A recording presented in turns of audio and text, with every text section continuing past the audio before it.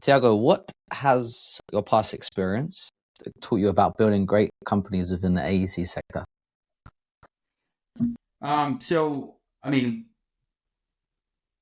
there's multiple things there. So I will start off by saying I think we do a disservice to AEC by like kind of just going and labeling the whole thing construction and a $14 trillion industry. We do a disservice to the venture investors. We do a disservice to the people that actually work in the industry. And I think what I learned is that it's probably the most fragmented or modular. Let's not call it fragmented. Most modular industry in the world. Period. It's just the most distributed system that exists because the projects are so risky. The endeavor is so big to go and put a building up that you need tons of people. You need tons of risk to be managed. Thiago, how about building great products? Like, what makes a great product? That's a good question. I think this all changed. I mean, everything that I knew about building great products changed with agentic AI. So I think like 3 years ago, I started like looking at this and I told VCs and other people, I'm like, hey, look, I think like the entire thing's going to change. I don't think people are going to be using software in the same way. I think the interface changed to the computer itself, with voice, with text, with all these things. Even like calling APIs, like why are we making APIs for programmers if we're going to have AI calling things? Shouldn't the APIs be built for the AIs, right? Like so that the AIs can call the API. Like why would the API has to learn how a programmer will label an object or something? So I mean, from that stage all the way to like from that sort of bottom like foundational layer all the way to like a design tool. Like if you're truly designing a product today, a design tool for construction, which is one of the most complicated ones. If you're truly going about that from an innovation standpoint, you wouldn't be designing a point-and-click interface. Beautiful. Did you not think about becoming like a fully venture capitalist, as some people do when they exit businesses? Nah, he's a builder. I can tell. I can tell as well, but I'm asking him. I'm bored doing the VC work.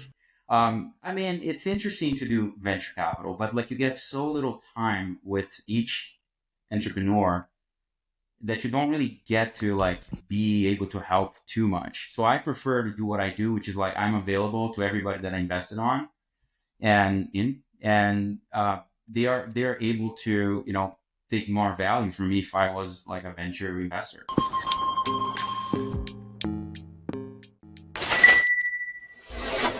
Hey everyone, and welcome to Groundbreakers, where we reveal the stories behind the most successful founders and operators in AEC technology, from exits in the multiple hundreds of millions through to the struggles of building in a resilient industry. We've got you covered. Before we get started though, if you're a startup founder or operator responsible for innovation in your company, or you want a deeper, more insightful look into technology in AEC, you won't want to miss our newsletter. From deep dives into particular technologies such as AI, robotics, design, software, and so on. Hot takes from investors betting big in AEC technology and advice on building tech companies, including the stories and takeaways of the most successful AEC technology founders. Head over to www.bricks-bytes.com and sign up today to get this exclusive material straight to your inbox. And now, for the episode. Thiago, thank you for joining us. I think you have been on, well, definitely my radar for a little while, and I'm glad we finally managed to get introduced via your new go-to-market aficionado. Is that the right word? Yeah, my growth head, Tom, right? Yeah, cool. So, I mean, I don't want to. You have such a rich and deep background within the AEC tech world, so I think you're probably best placed to do the introduction of yourself. So let's go. Sure. Yeah, my name is Thiago da Costa, and I started. I'm now running DataGrid. I started building software back in, I want to say, 20 years ago. I built a physics simulation engine that was my first breakout success. That got really popular, and I licensed that technology to a bunch of companies. I got out of visual effects, which is the only place that people actually use physics 10, 20 years ago. is visual effects, games, AI was only used in those industries. So I worked on a number of movies. I worked on a number of games. My last movie was actually Predators, the last one.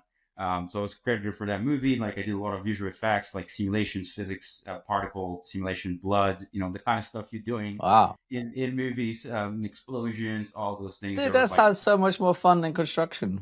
I know.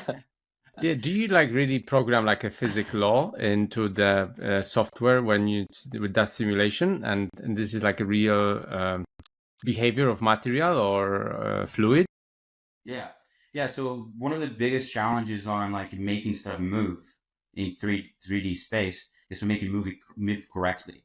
So if you're doing an animation like a Pixar animation, and like a character has to speak, you have to simulate like the facial muscles, the skin. You have to simulate everything that's going on. If you're making a movie that has explosions, you have to simulate the explosions. You're not going to explode real things. If there's water, if there's blood, if there's any kind of particle effects, you have to simulate those things. And back in the day, back in like Jurassic Park and all these other movies, like these things were made like by just creating particles and like faking things. And then we got really good computers in the late 90s, early 2000s, 2005. We got really good computers. We got really good at finding out how to do physics simulation in computer graphics. So people started implementing solvers to solve specific problems. So solving water or solving smoke or solving something else. I implemented one of each of those types of physics solvers. And very quickly you jump from that to artificial intelligence and AI, because the equations are the same. Partial differential equations, the Navier-Stokes equations, all these equations are based on, gradient descent, all these things are used in AI. So practically everybody I knew that worked in physics moved into AI. And is working in an AI company today. It's a pretty interesting trajectory there. So you have to simulate it so it looks real. Otherwise, people are not convinced. Yeah. And then, so then you found it, and later were acquired by Autodesk, like Goa, is that right? Lagoa, yeah. The name of a neighborhood in Rio. Was acquired. Is acquired. That was my sort of second company. That was a mechanical engineering design product on the cloud. So mechanical engineering also requires a lot of solvers. So we built a sketch solver to solve positional constraints, things like this, and assemblies of parts. We built it on the cloud, and Autodesk was just starting to build Fusion 360. So they acquired more companies to build out that product line, and I joined Autodesk in 2014. It's interesting because when I joined, the company was still kind of printing CDs and manual. Seems like a long time ago, but not that. So we were at that stage where we're kind of transitioning to the cloud, and Fusion was the first like mechanical cloud product.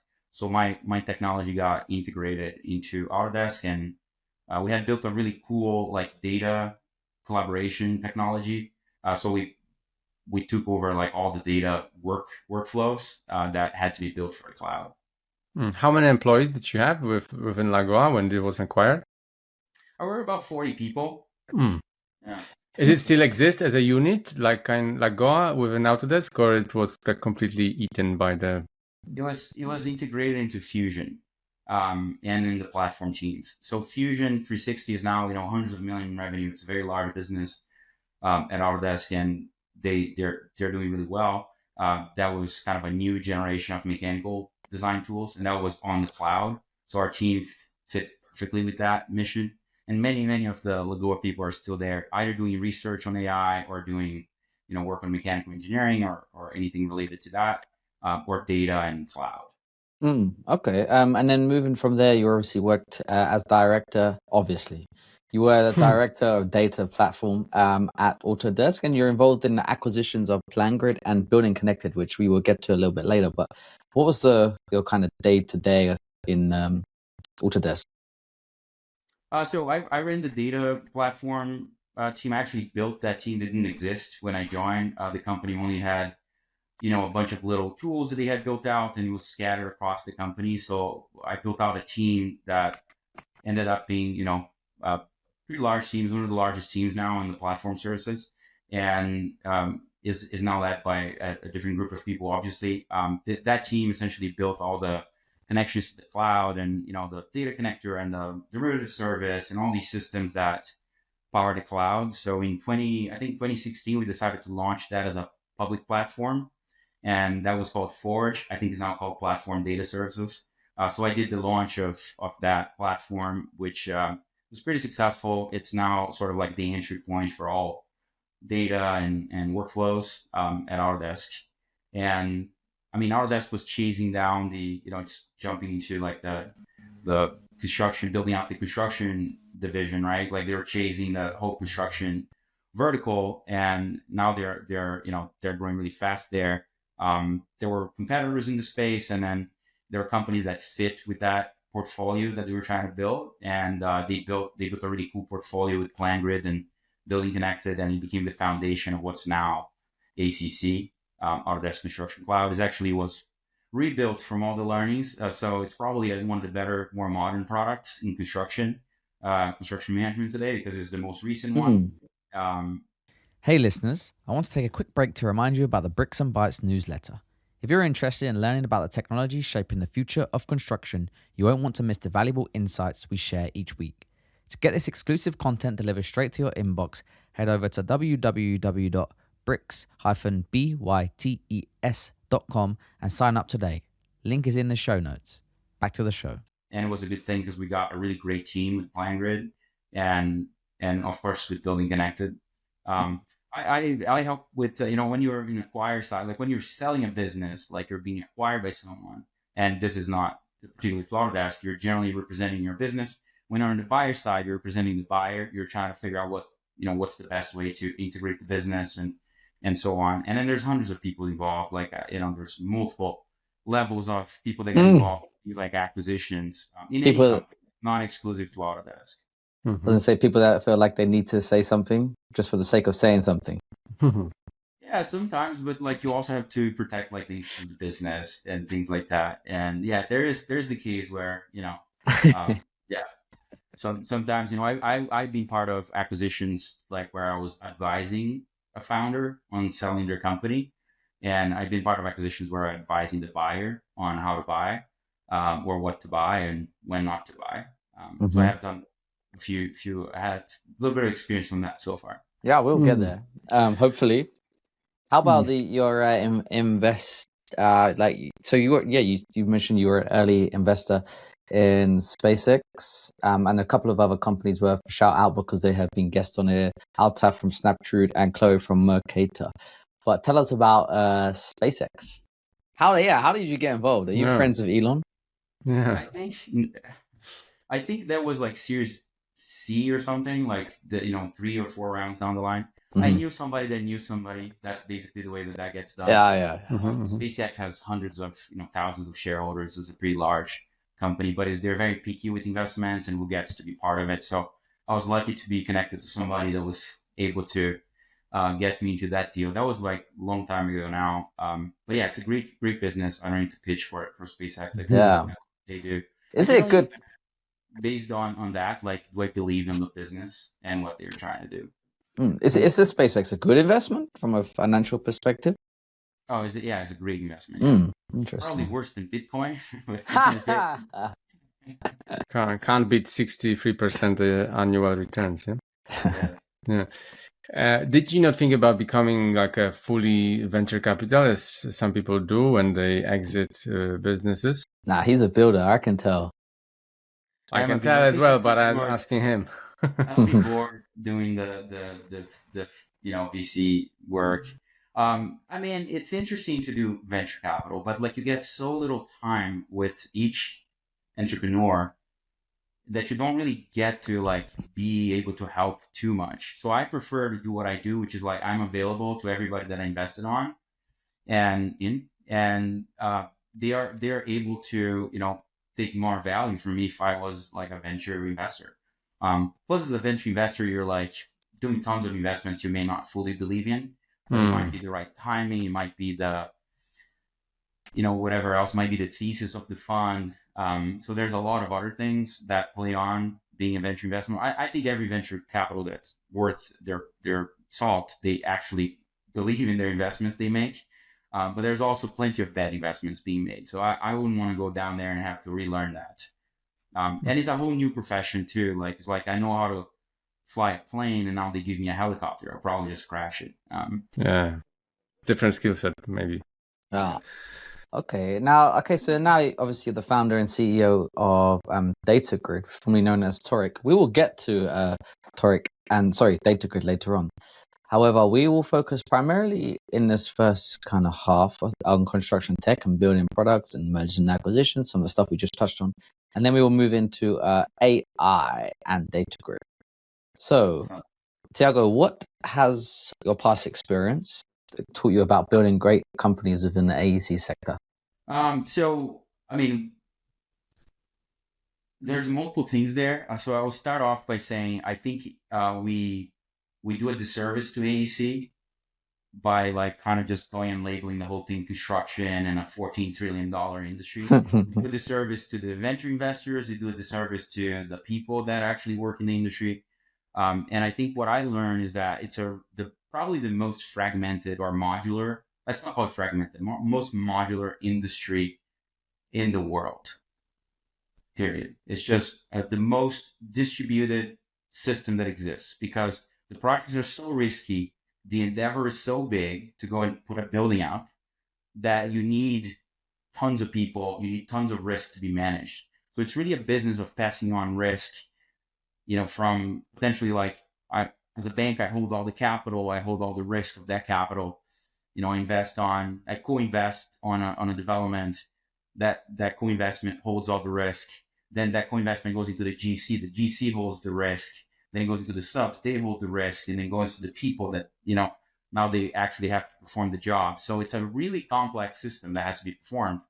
And I think what I learned is just most construction tech starts off saying, well, we're going to do this really big thing. And I think history proves it wrong. Like there has been very few like massive breakouts in construction, right? Like the last like significant invention in design was Revit, which was a spin-off of mechanical engineering kind of technique into, building design. So I think like if you look at the real revolutionary, game-changing technologies and things that happened in the past few years, you're not going to find that many, even though there's so many construction tech companies. And if you compare it to other industries, I think you see, that construction tech is kind of falling behind on like being able to adopt and gain advantage from these innovations. So the main thing that I learned is like we need to like define a little bit more so that we can do do justice to the industry and to the people we're trying to serve.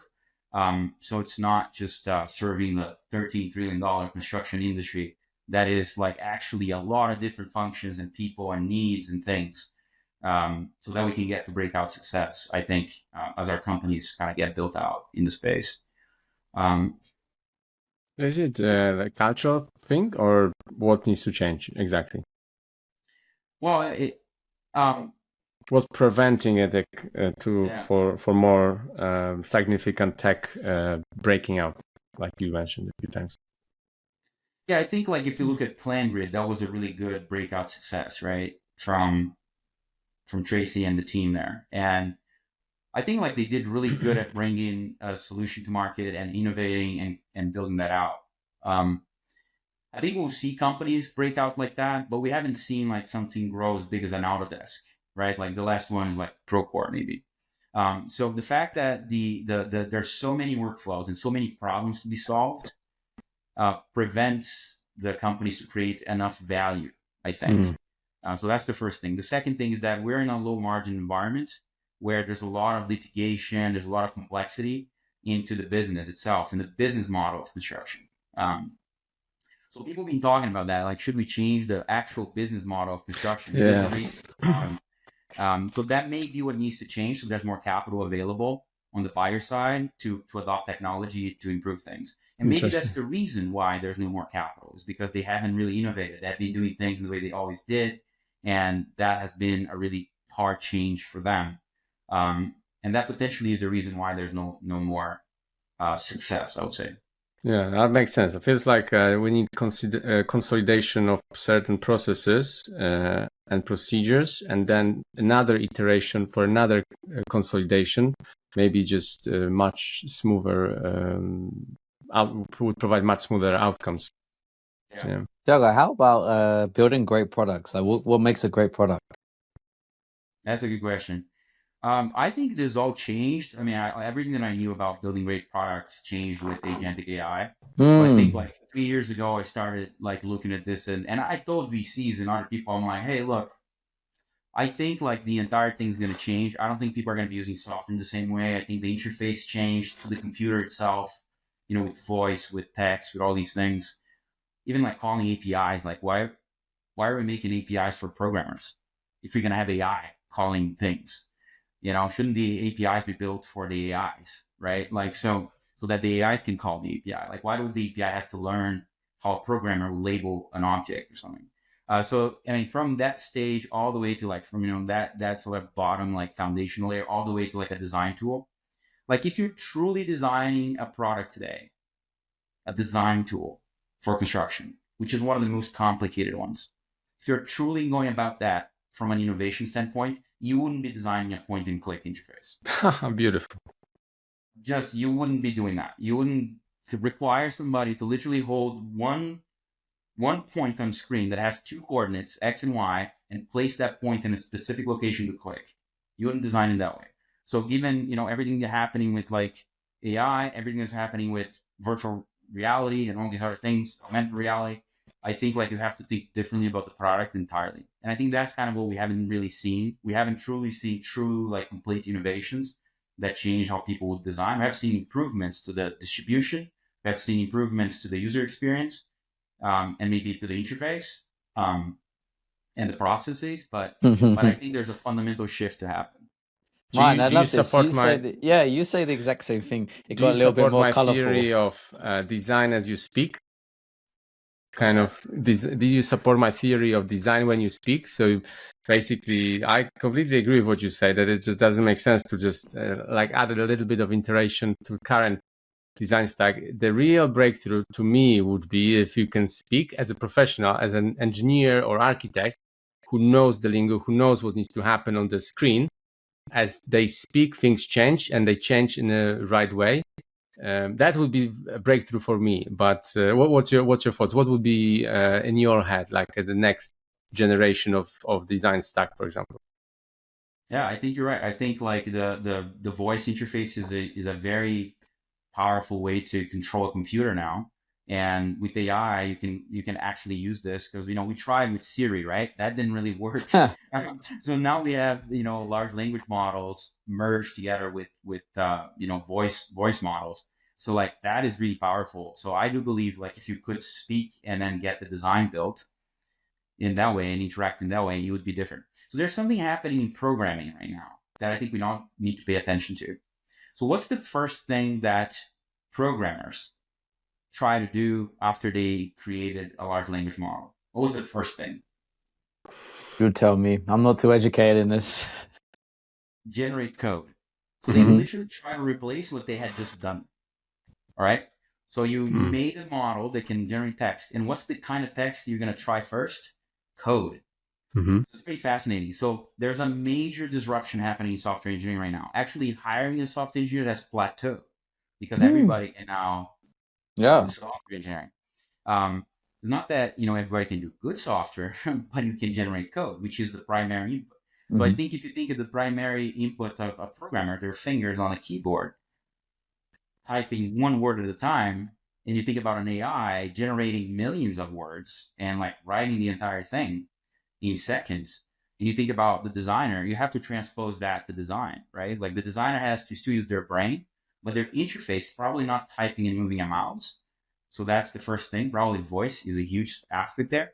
And the output is probably not a line, right? Because when I'm typing, the output of typing is one character at a time.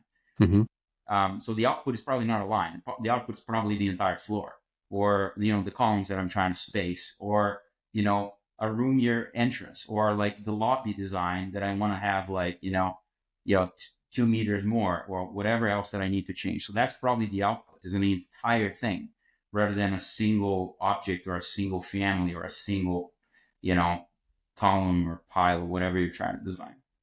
So that's design. What other areas within AEC you would say that we're going in the wrong direction, and like providing very little changes instead of like completely rewriting the way things are done?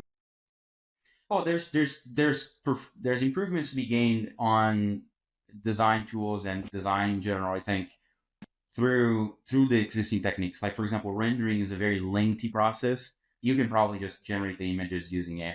So that's an improvement, because normally rendering takes a long time, and you can probably do that today with today's AI. You don't need like some advanced new AI model that's been come out.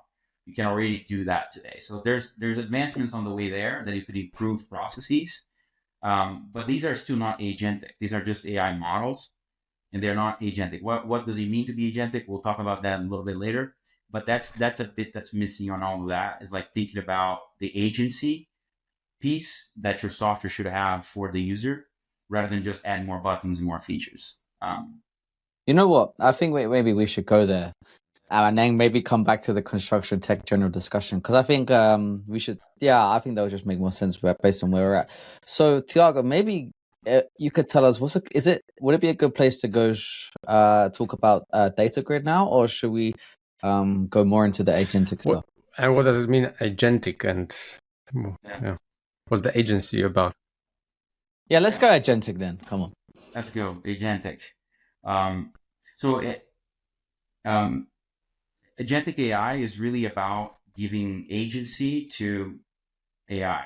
And if you think about AI, just the intelligence piece, we pretty much have redefined what intelligence means by saying that our intelligence is predictions. There's a really important like neuroscience problem to be solved in the next 5 years. What really is intelligence? But so far, artificial intelligence, not biological intelligence, has been the ability to predict, and to predict something with context, right? So coherent. So that, while that gives you intelligence, that's great. It doesn't give you agency.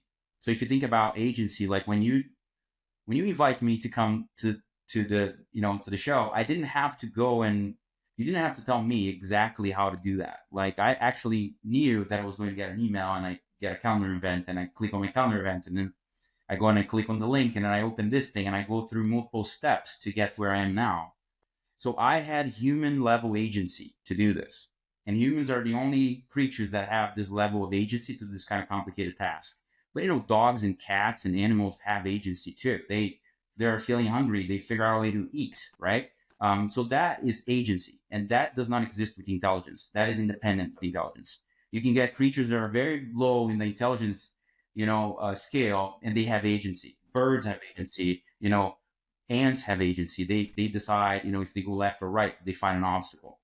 So that is what agency is all about. And I think there is no, I suspect there is no AGI, general intelligence, without agency. So I suspect that agency is a requirement for general intelligence. Agentic AI is really the ability of an AI to take control of its environment, affect the environment, observe what the effects were, take a step back, think about it, and then go a step forward. It's really that ability, if you had to summarize agentic AI. And for that, the AI has to be able to affect the world. It has to be able to observe. It has to be able to go somewhere. It has to be able to open a link. It has to be able to follow that. It has to be able to download some information, look at that, discard it. It has to be able to take those decisions autonomously without somebody guiding it. And that's what agentic AI is all about. And why it's so important is because just giving AI to humans, we're going to get them to be a little bit better. But if we build agentic AI, we'll replace the need for a human to do certain tasks that are effectively very boring and time consuming and don't add value. They're not unique. And then humans can be freed up to do things that are more important, like building relationships, like making strategic decisions that AI would never make. Decide, what's the best path for them in their careers and their lives, and, pursue what they love doing, instead of just, being like just an operator of a computer, I say. That's a beautiful explanation, by the way. So how far are we with this agentic AI right now? Is it well understood, or what's the barrier to progress it? Yeah, there's a lot of barriers for sure. I mean, we're crossing it now because we designed everything for humans. So web browsers were designed for humans, APIs were designed for humans, um, everything was designed for humans. So you have to take an AI and allow an AI to use a human interface, type, observe, look at things, follow links, operate a computer in some way, get somewhere, call an API, download something, fill in the blanks, upload that. Like you have to enable the AI to do all these tasks. And, there's computer control, or I guess computer operation, which is a branch of that. Like you can do that through the computer, but there's many things you can't do through the computer. Humans don't do it through the computer sometimes. And that's really the barriers, the connections of AI and the autonomy that needs to exist for an AI to actually do the right thing.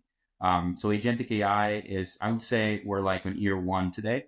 Last year was all about building the infrastructure for agentic.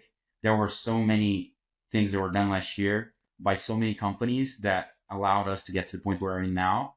And I think we just got the last bit of that, which is reasoning.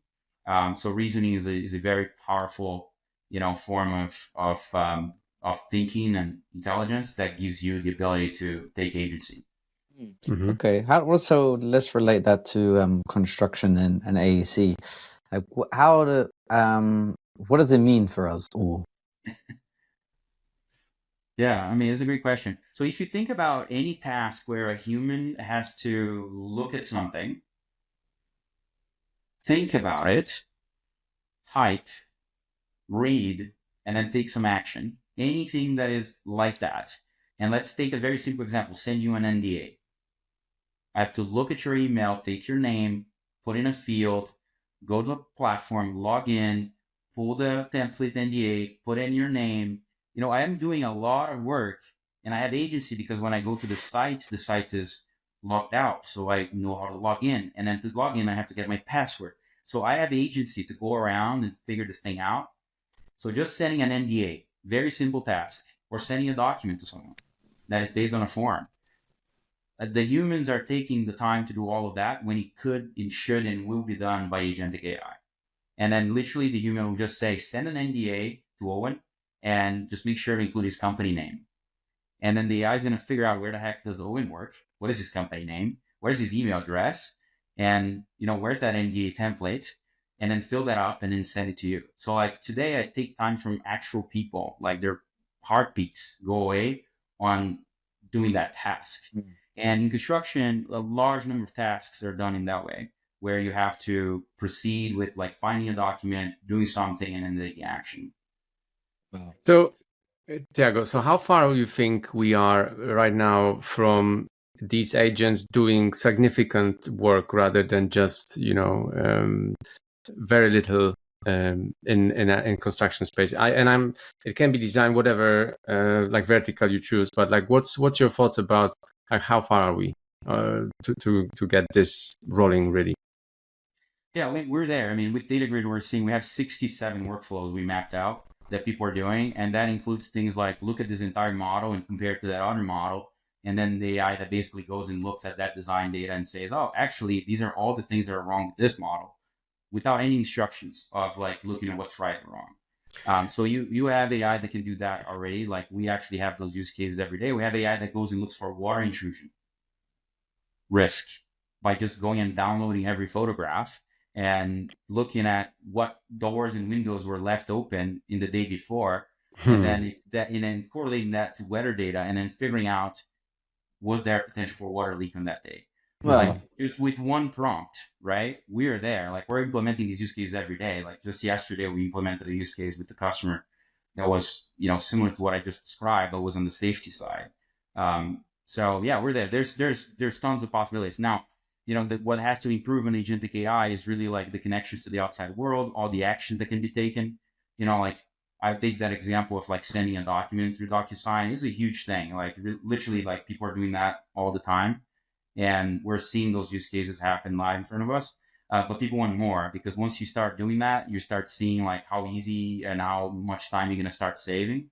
And then you want to deploy more workflows. And that's where like we have to catch up in terms of technology on like how do we get all the workflows served because you don't want to end up with one tool that's great at automating NDAs, and then another tool that's great at automating photo inspections. Yeah, That's that's no. right now. the same place. We're gonna end up in that same hut that we were with SaaS, where there's one tool that is great on one thing and terrible at 10 other things. So are you basically saying that all AEC tech will be DataGrid? No, definitely not. We are embracing all of the software. So there's like 100 software we support. We're embracing all of it. We want to interface with all the tools. We are the agents and the agentic system that takes the action and figures out which softwares, which tools, which data, how to do it, which APIs to call. And what we want from the software community is more APIs to do more things. And hopefully like make those easy for AI, not easy for programmers, because all of our APIs are auto-generated. The AI actually figures out like how to call the API. We're not actually writing every single API call. Okay, Thiago, could you tell us then, like, what is DataGrid? Like, what are you guys actually doing? Maybe who you serve? Yeah, we serve GCs, real estate owner operators, insurance companies, and then several industrial manufacturing companies that are suppliers for construction. So we started off in construction with a company called Toric. We started in 2020, and we did just data for the first 3 years. We dabbled a little bit on analytics to try to provide some analytics tools, and then it became really clear that Power BI was the best analytics tool. So we started shipping our data inside of Power BI, and that's how we got a lot of really great relationships and customers. And then we started building this agentic AI layer on top of all that data. Question, Thiago, sorry. What data was this? What kind of data? For analytics piece or for the way So you said you had the data of like were these operations within or like I was thinking of like drawings or RFI submittals, like okay, fine. Everything, yeah. We integrated about 12 billion records of data every month. Wow. There's gigabytes of data every minute that gets ingested into the platform. So that is including every drawing, every photograph, every record, every structured and unstructured data. Costs?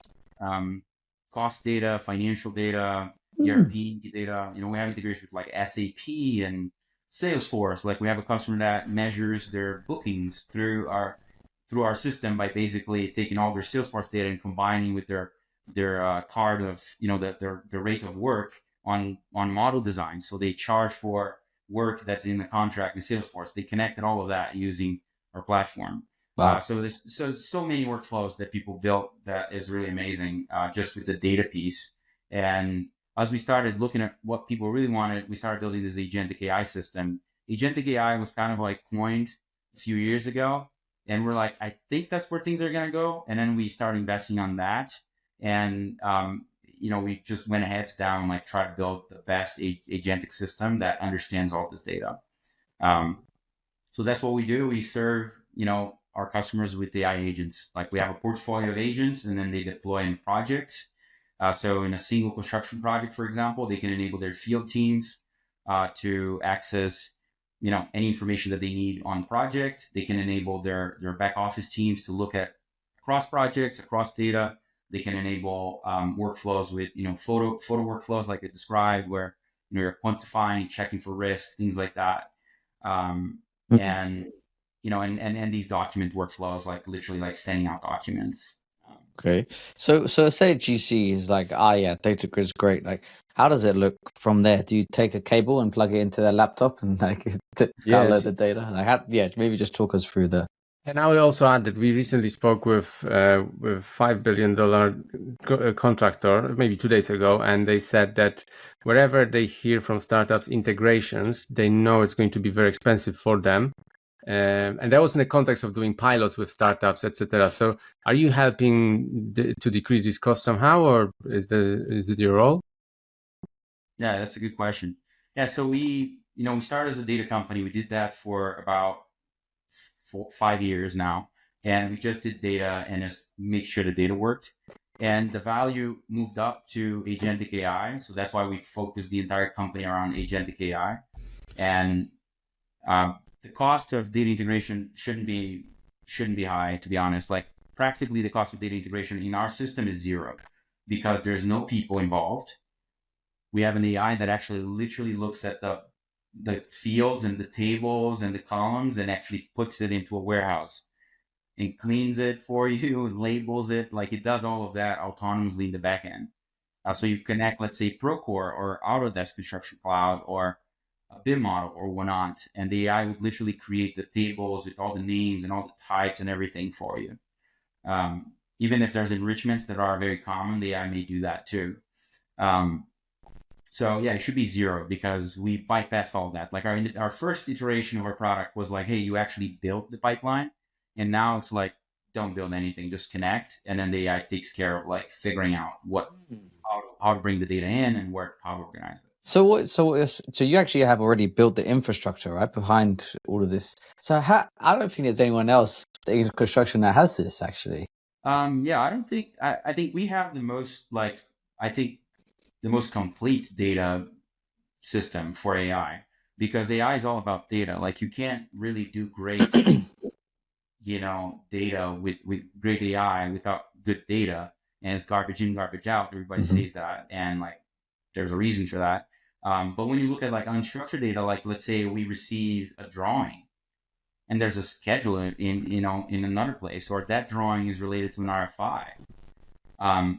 We don't just bring in the data. Literally, the agent goes and looks at that drawing and looks at the RFI and correlates the two and creates all the connections of all the data points in the back for you. So it's proactively doing that in the background without you asking anything, so that it can get a really good understanding of the data. Yeah. Okay. So okay, fine. So you plug into the system, and then you're able to, like, what then can people do once you're appointed? Is it a process of them then incorporating one of the workflows that you guys have built? And you just launch an agent. Like, let's say you want to do RFI reviews, or you want to create new RFIs. You deploy an agent, and the agent has access to all the data, and you just talk to it through a chat interface. So you can also give a phone number to the agent and text it through the phone, or you can ask it to join Microsoft Teams or Slack, and he joins those platforms where people are doing work. And like our realization is that, let's say I'm at a job site and I have a question about something. What's my first intuition is I message someone, right? And then that person messages somebody else that then opens the source system, that then finds the RFI or submittal or the object, then that downloads the PDF, then goes to the right page, and they actually get the wrong information because they didn't find the right thing in the first place. So that takes time from multiple individuals to get that whole thing resolved. So any question, like how deep is the elevation for, the southeast side of the building? You have people that just like misspell that and then end up getting the wrong side, wrong information. Or there's like different drawings that have different elevations. Very common. There's discrepancies. And was the discrepancy resolved or not?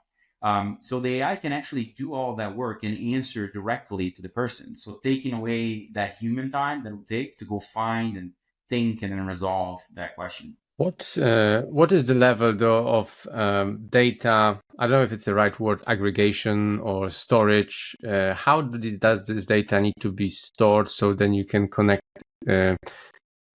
quickly? Because I guess if I have 1,000 projects on Dropbox right now, you couldn't just pick these and just do some magic with AI with those, right? No, that's exactly what happens. You'll literally just pick the folder in Dropbox or Ignite or whatever tool. We had somebody to just pick the folder in Ignite that had millions of photographs inside. And the AI literally pulled in all the photos and then just added to its knowledge base. And then you can ask any question you want. Like, hey, look at every photo and tell me which ones have this. And then the agent goes do that. Dude, this is freaking crazy. I'm actually quite mind blown. Yeah, it will go through, it will understand what is DWG, which is PDF, what is Excel. Navisworks, Revit, Civil, PDF, photos, all of those things. Well, we spent, again, 5 years building just data, just getting data. So the agentic piece on top of it is what I think about every day, because the data we really kind of solved for the past few years. But yeah, it's pretty cool in that way. Like we've tried to just make sure that all the data is available to the AI so we can do a great job. Could you give us? Sorry, go on. Could you perhaps? I'm just trying to grasp perhaps from a personal perspective. Like, say you were trying to estimate costs of a project, would the agents be able to produce an estimate of a project? as long as it had the data? Yeah, so estimation is an interesting one because we have an estimation workflow, like an estimation agent. There's very good tools that are AI driven that just do estimates from blueprints. Like you give a blueprint and it does an estimate. Probably those tools that most of them were built before large language models existed, before modern computer vision models, before all these things. So they can easily be surpassed, which is standard off the shelf AI right now, which is kind of scary. If your advantage was entirely about the ability to read a blueprint, now like where does that go? When every AI can read a blueprint, like ChatGPT can read a blueprint, everything can read a blueprint. So that's one of the challenges we have there because AI is moving so fast. So that's on the sort of just understanding and reasoning side of a drawing. So if you ask an AI, hey, estimate from this drawing, that's where I think it gets a little bit trickier. Like our agent can do a really good job at extracting quantities, just listing out everything that's in the drawing. It does a really good job at that. We have multiple use cases like this. And especially on the electrical side, we have like 5 of the largest electrical subs that work on our platform. And that kind of workflows are the things that they're trying to do. Now, the human is still the estimator. Right. So that is what I want to say is just the AI is like the tool that's going to help you get, good chunk of the way. And especially Agentic, because when you ask it to quantify something, you should actually check if you have any other drawings that have that same thing, with more detail in them, or maybe there's a schedule somewhere else. So that's the Agentic piece. You can't just rely on like, look at this drawing, give me the estimate, because then you're still not solving a huge problem. You're solving a little bit, but not solving the whole thing. Yeah, and there's a process to go through where we were having this chat the other day, Martin, where people need to also learn to trust the output of these agents as well, right? Because behavioral change is needed in some respects, and it will take a little while. And I guess you just can't speed that process up. Yeah, I think trust and verify, right? Like I use AI every day, multiple times a day. I replace many tasks that we do in our company with AI. But I read everything and I care about what the output is. And so like, that's really important. I think that's one key thing. Like humans have to become really good at reviewing stuff. And, sometimes it's really hard to read a very long piece. That's something somebody wrote. Like when you get that long email, like, do you actually want to read the whole email? Hey, have you seen that meme where it's like 2 people and on one side it's like, hey, AI, write me an email from these 5 bullet points. And then on the other side, it's a human saying, hey, AI, please summarize this email in 5 bullet points. It's like, what? Yeah. That's where we're going. Yeah, that's where it is. Yeah, we have to be careful to not end up like just completely, trusting AI, because in the end, it's all predictions. You're in a prediction space. It's a very small prediction space. It's magic what's happening just from like the math behind it. But we still have to go and do the work like as a human to make sure you have what you want. Hey, Thiago, could you give us like one example of each type of pain point that you solved? For example, you mentioned earlier, a construction company, insurance, and engineering company. Like, what would you say like is the main pain point for them that you solve? Maybe it can be a particular task, for example. Yeah. For GCs, there's really 2 main things: is bringing data to the field. So not everybody has access to a system like Autodesk or Procore. And on the field, you're there, you're not like, hey, where should I install this panel? Right? Like people send that as a photo of the panel on the phone, and our AI goes and finds the asset on the asset list and then responds and says, here's where you should place the panel.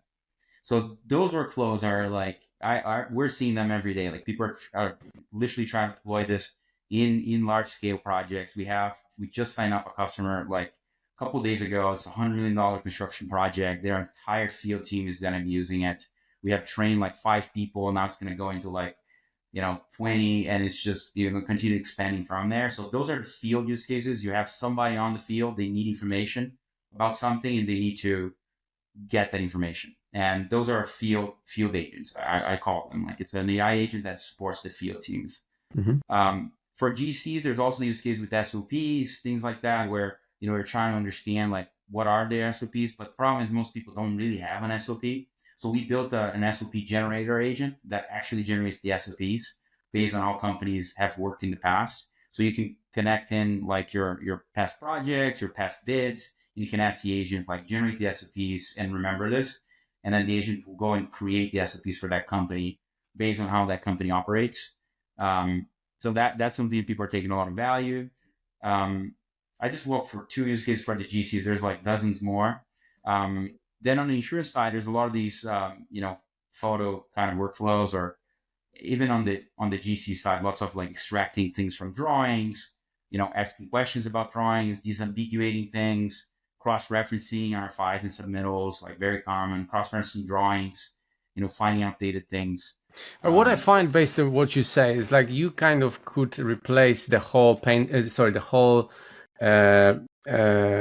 what's the word? Software is stack of a particular software that is supposed to solve this particular pain point. Yeah.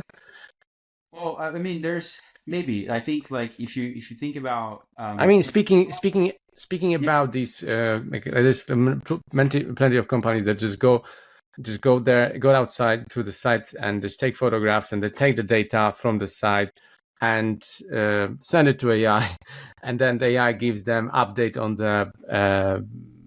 the job site, right? What has been changed, what has been installed correctly. So it seems like your agent could just do that. Yeah. So the problem with those solutions, they are hard coded, right? So if I want to know when a certain thing showed up on site, that now became really hard because I can't just ask the AI, did this thing show up on site? So I'm left with like, the 2000s, 2010s, 2015 technologies that were, connecting all the data and doing like some visual predictions, taking some labels. We're asking the AI, like, is there water intrusion? And the AI is like, oh, there's an opening here that wasn't covered. Like that is true intelligence at work. And most tools that do things like detecting water intrusions, they have an individual model to just do that one workflow. And it does it, but it's not perfect, and the data is not there, and they can be tweaked. And that model was deployed 3 years ago, and then OpenAI just came with the new latest model that can do all of that plus 10 other things. So I think that's really the challenge for startups right now. Is like, how do you keep up with all this? This is why we built an API, because we made all of our agentic system available through an API. So if anyone wants to build on top of our agentic system and connectors and models, they can just plug in and go. We will never build like a vertical experience, like an inspection tool. Like there's some really cool new startups trying to build inspection tools. Like do the inspection with the inspection tool like all day. Well, like if the inspection tool has to access a bunch of data, think about a bunch of stuff, and essentially be an AI agent, then like you can call our API rather than spend years building that. It's actually mind blowing. I'm looking at your website now. I was trying to find some. I think that it's worth. Thiago, is there a place where people can like go and look at some of the workflows available? Yeah, there's in our blogs we have a bunch of content, but we'll be publishing a list of all the workflows we're currently supporting. The inside of the product, if you log in, you get the agent UI, so you can create an agent and deploy an agent. We have an internal library that we deploy on accounts of our customers. Yeah, so it's a list of agents essentially. If you want to generate SOPs, there's an agent for that. If you want to, detect risk from photographs, there's an agent that does that. What kind of agent have you got for like engineering company? Those are all the BIM analytical PDF, like find out like how many BIM designs have this kind of family with this kind of label, and that sort of thing. Like we're seeing a lot of those use cases. We're just deploying Revit 2024. So we support all the way to 2023. We're just adding 2024. And then the next one, I don't know if the API is available yet. But yeah, that's for Revit. Like there's a lot of use cases. How about like where are you with this case scenario? So someone has done 100 different like detached houses designs, architectural. Are you talking about yourself? Just an example, right? Yeah. And then there is another one that comes in like a new project, and there is this 100 examples of a structural design or architectural design. Well, I'm talking about structural right now, for example, right? Oh, so you're talking about yourself. Yeah, you've got a new design, which is coming at you. You've got architectural drawings, right? And where will you have agent that will pick up the knowledge of this 100 structural designs done already on similar houses and will get the design done for this new one, which is fairly similar? Well, so getting the design done, that's where I think it's really hard, because there isn't, again, the design tools were all designed for humans to click. I would really love if somebody built a design tool that works on an API that I could call and say, create these objects for me, and then give me a view of what it looks like, so that I could actually get my agent to design, right, by asking it to create things, look at them, and then continue to do that until you get the final design. But that doesn't exist. Even creating an object inside of Revit is a nightmare, because you have to be a plugin, and it's just so complicated. So that's what we're struggling with, I think, on the design side. Like, how do you create objects if all these tools were made for humans to operate? That's super interesting. Yeah, Thiago, what are some of like the limitations, perhaps, of the software at this stage? Just how often how often you get exactly what you're looking for, and how soon do you get that? Do you get that on the first try, or does the agent have to learn the entire data for a little bit more? Yes, and if you're using Microsoft Copilot, the answer is you probably never get the right freaking answer. The first time, yeah. Yeah. No, even like the 10th time. Oh, yeah, no, and the 10th time, like, our system is like pretty Yeah, good. yeah. Like, even on the second time, to be honest, it's just that the learning stage can take, like, we just ingested a product last night. It was a project, and I think it was like 26 gigabytes of drawings, just drawings in one construction project, right? So that's a lot of data for the agent to like learn. So it is about 5 hours just for the agent to learn all of that data.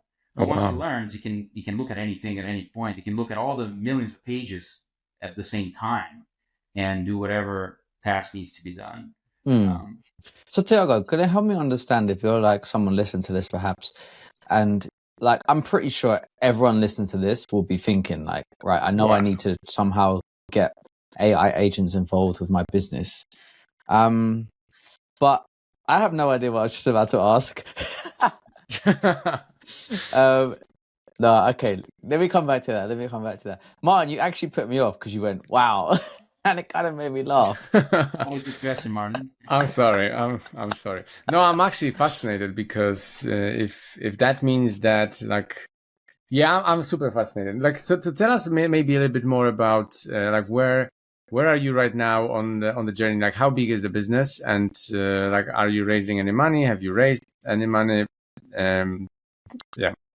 Where's DataGrid? Yeah, we raised the Series A a couple years ago. We've been like growing the business steadily and calmly, because another thing that people do make a mistake in construction is how fast things move. They think they're gonna get all the revenue this year, so they're gonna do all this stuff, right now, and then like they then figure out that they are gonna struggle. So we didn't want to be that company. So we looked at like, okay, like this is gonna take a little bit of time. Agentic AI itself has this tremendous potential, and that's what really is going to change the game. So we got to take our time to build up to it.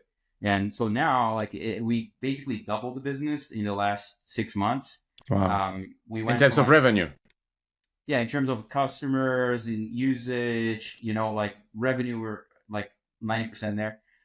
So within 1 quarter, we basically booked all revenue that we initially set out to book for like half of the year.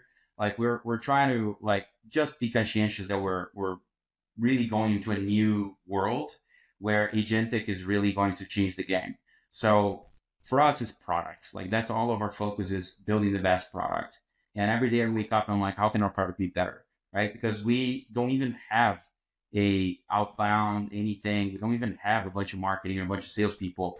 And like this week, we had 40 meetings with customers, like with new customers. That's a lot. It is a lot of meetings. I was like, I think Tom, you asked Tom when he asked about it, like it's pretty insane. Like we're getting really a lot of traction and customers. So, for us, it's really about product. And then that's what we've been focusing on for so long. In terms of fundraising, we're going to fundraise next year, Series B round. That's kind of where our trajectory currently is at. And this year we're working with strategics. There's a number of strategics that we're working with right now. What's like the smallest type of customer that you? Are you asking for yourself? No, I'm too small. I might ask for a favor after, but So I mean, we have customers of like, medium to large. We have a lot of small customers as well. So we have we have an accessible product. You can literally go Yeah, in, I just sign see. up, pass a credit card, and use it. So we got somebody that bought a $1,500 account and then like upgraded to like a $10,000 thing, and then now we're like in a six-figure deal with that company. They have 30 people using the platform. That all happened just because they were the people like driving the adoption of the product inside of the company. So we have, a lot of people doing that, just coming, using, like, is it working for them? And if it isn't, like, they talk to us. And if it is working for them, generally those move really fast. They bring in more people. We see that all the time. People inviting, we got into an onboarding call the other day. I thought it was onboarding, and we thought we were onboarding one person. There's like 7 people on the call. So you get to the end of that, you have like 7 new users. So, we're like, we got from 0 to 1,000 users in like, days when we launched and started seeing people adopting it. So it's really about the product, just making sure the product is the best it can be, and all these actions that we want the agent to perform, like how do we get better at executing these actions, repeating these tasks, making sure that the certainty rate is high, and that you get 100% of accuracy every time, right? Like that's really what we focus on, because we're dealing with like really important decisions that people are making. So we don't want our agents to tell you like, yeah, you can touch this thing that is non-electrified when it is electrified. Like that, could cost a life. So, people are using it in such a way. So for us, it's really important to get the right output. And, we always tell them like, this is an AI prediction. You should verify. And if we're not confident, we don't even show them the answer. Like if we're not confident, we just don't even want to tell it and respond. So that's for us, what's really important is, that, and then the size of customers. We have customers that are, $100 million GCs all the way to, $1 billion, building projects. Like there's one project that we're working on right now that is like multiple billions of dollars in one project, one construction project. What's the growth strategy, Thiago, you're employing? Number of people in the company.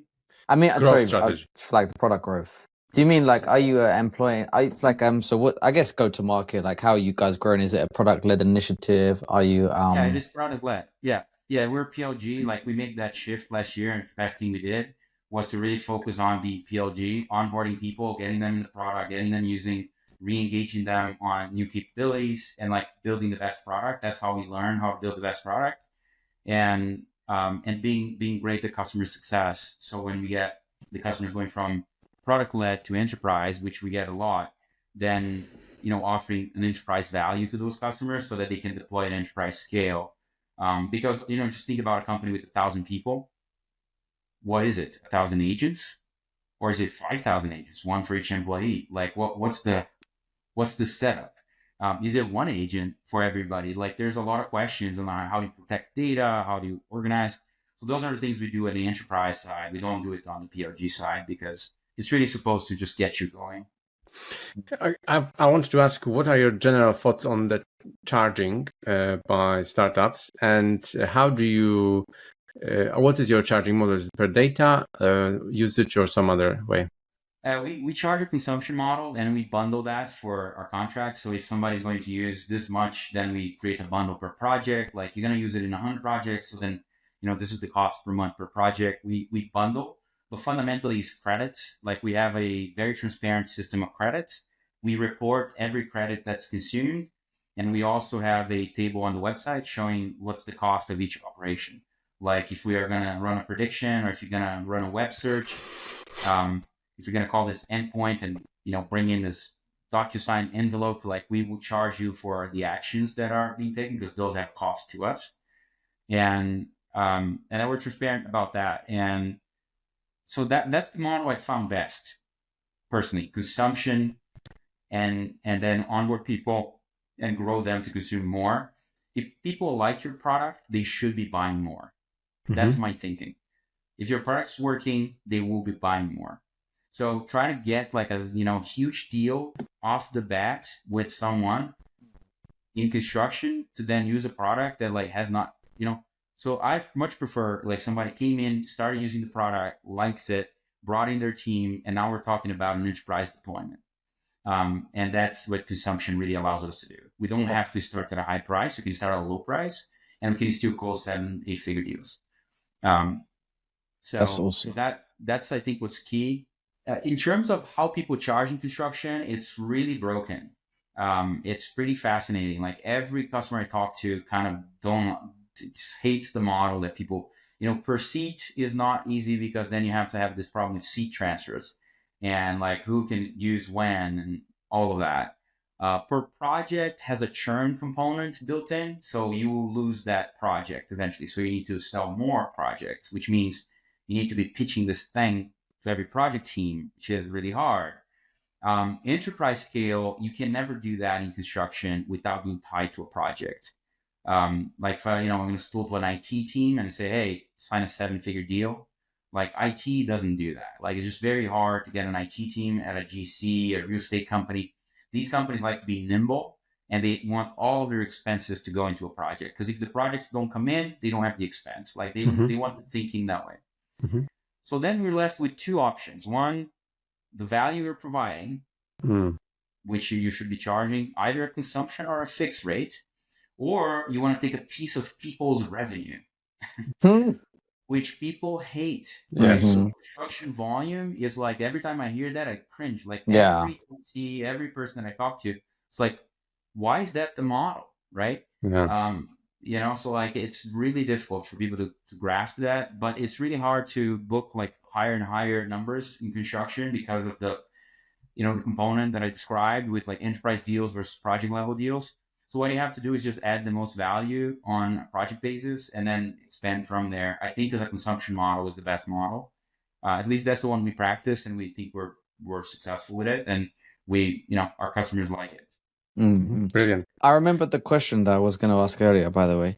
It was about it was about like the software stack of people moving forward, and perhaps their AI agent stack. Like, do people just need like one data grid? Because I'm just thinking like AI, even my own AI stack, right? I have Microsoft Copilot, Claude AI, and then I've tinkered with the others like Perplexity and ChatGPT. And sometimes I switch from Claude to ChatGPT because one's pissing me off in a certain way, blah, blah, blah. So is it the same with like agentic AI within construction? Yeah, I think it's similar. I think, there's like the AI stack in construction should probably look like a number of agents that replace human labor and free up the human to be commanding those agents in some shape or form. And tools that are specialized that have a very specific thing that doesn't require intelligence. All right. So very weird to say this, but AI has all the intelligence now. So you don't need this fancy UX about like how, doing this, that, and that, because that user isn't going to even go there anymore. They're going to ask an AI to do the work. Yes. So what you need is dumb technology. Like it's weird, but like you need technology that just works and does the thing. If I want to send somebody an email, I just want to say send email, call an API, and send them an email. Like, like right now, some of the tools are like built for like the user to select a thing. And so he messes it up. Same thing with Revit, right? Like Revit is a great like brain, but like why do I have to have the UI for most of this? So, I know like we can use like design, whatever, those systems, but like it would be really great if I could just generate a drawing off of a bunch of instructions, right? Speech. Like it would be useful. Like you would use it, right? I think for your housing projects like that you're describing, but that doesn't exist today. So we're kind of stuck in this place where a lot of the UI that was built has to be gone. We have to have the actions that these tools can perform. They have to be robust, and they have to interface with AI so that you can get to that next level. So I think that's what we're gonna have to have, and that's across the board. I mean, I rarely go inside of a Google Doc anymore. Do you guys go inside of Google Docs as often as before? Well, we probably prehistoric compared to you, exactly. So yes, we do. You copy and paste, but I assume you're copying and paste a lot more at some point, right? Oh yes, yeah. I would say the action, the paste action, for Google has spiked. People are just pasting a lot of stuff that they get inside of that tool. So you go and you paste in there, and then like now you need to edit. What do? You go back to the thing to generate it again. So those workflows are going to be broken. They're broken already. Like people are hate it. Yeah.